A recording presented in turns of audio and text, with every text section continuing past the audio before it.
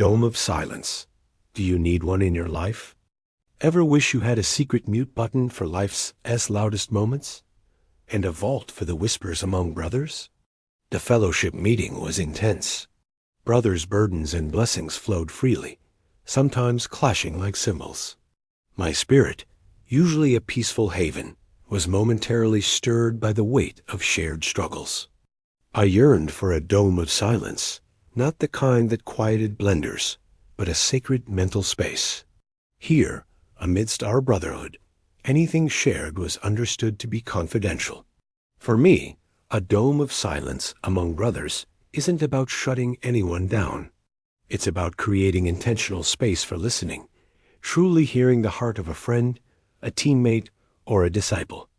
It's a moment where I mentally step back, mute my own urge to offer quick fixes, and absorb what's being poured out.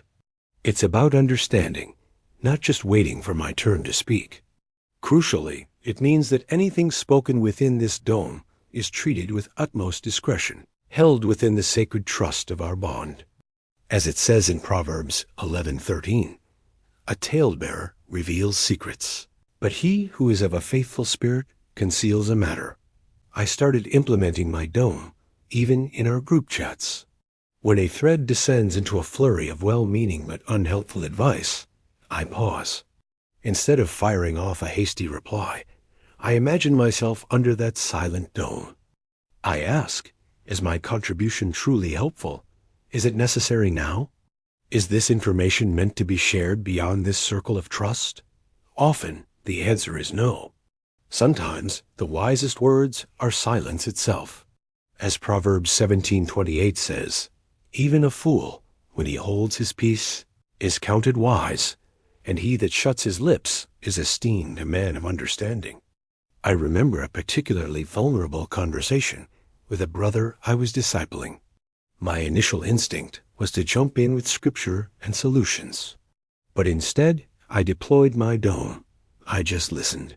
His doubts, his fears, his raw honesty, they unfurled, uninterrupted, knowing they were in a safe, confidential space.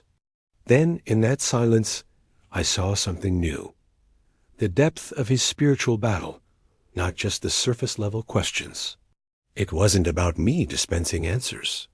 It was about him feeling truly heard and secure. When I finally spoke, it wasn't a lecture, but to acknowledge, to validate, respecting the sacred privacy of our exchange. This mental dome of silence is perfect for profound discussions, moments of personal struggle within the brotherhood, or when you feel overwhelmed by the weight of a shared burden, especially when sensitive topics are at hand. It's when you need to truly hear, truly process, before reacting, and to ensure that shared vulnerabilities remain private. It's a pause for wisdom, a chance to be swift to hear, slow to speak, slow to wrath, and to honor the covenant of trust that binds us as brothers. The moral of this story is, in a brotherhood where voices often compete for attention, the greatest strength is found not always in speaking, but in the intentional, thoughtful silence that cultivates true understanding and fiercely guards the sanctity of shared confidences. Sometimes the most profound bonds are forged not in words, but in the quiet, trusted space we create to truly hear one another. Thanks for watching. If you found this helpful, give us a thumbs up and subscribe. For more videos with common sense content, visit the Watchman's Wisdom channel.